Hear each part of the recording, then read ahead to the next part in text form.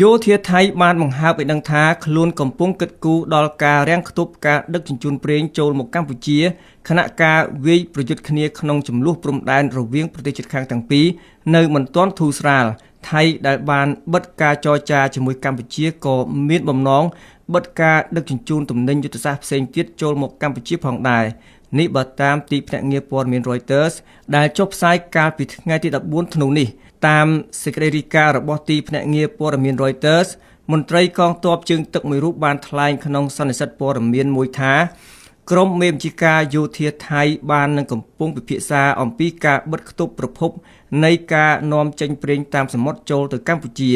ក្នុងនោះពួកគេក៏បានស្នើឲ្យទ័ពជើងទឹកខ្លួនប្រុងប្រយ័ត្ននឹងកប៉ាល់ដែលដឹកទំនិញយុទ្ធសាស្ត្រនិងរៀបចំកំណត់ច្រកសមុទ្រនានាក្បែរកំពង់ផែកម្ពុជាជាទីតាំងមានកម្រិតហានិភ័យខ្ពស់យ៉ាងណាក៏ដោយជំនួយការអ្នកនាំពាក្យកងទ័ពជើងទឹកថៃវរនាវីឯក Nara Khon បានប្រាប់អ្នកកាសែតថាមកទល់ពេលនេះមិនទាន់មានបទបញ្ជាជាក់លាក់ដើម្បីចាត់វិធានការនេះនៅឡើយទេនាយទាហានជើងទឹកដដែលរូបនេះថាកិច្ចការនេះនឹងត្រូវពិភាក្សាបន្ថែមនៅថ្ងៃច័ន្ទទី15ធ្នូនេះចំពោះមុខនៃការគម្រាមនេះអ្នកនាំពាក្យក្រសួងសាធារណការនិងដឹកជញ្ជូនលោកផនរឹម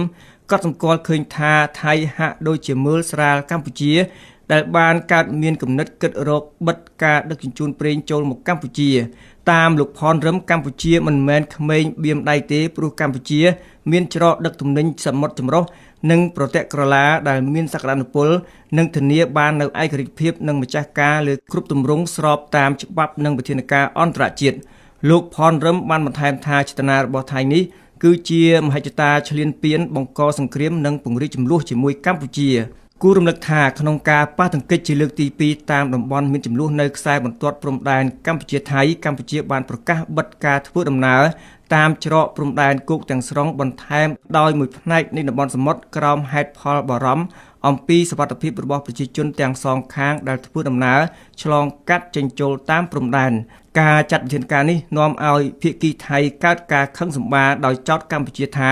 មានចេតនាបង្ខាំងពលរដ្ឋខ្លួនដែលកំពុងស្ថិតនៅកម្ពុជាមិនឲ្យវិលត្រឡប់ទៅប្រទេសថៃវិញបានដែលផ្ទុយនឹងការសម្រួលរបស់ថៃឲ្យពលរដ្ឋខ្មែរចេញពីដីថៃនៅពេលមានភាពតានតឹងកើតឡើង។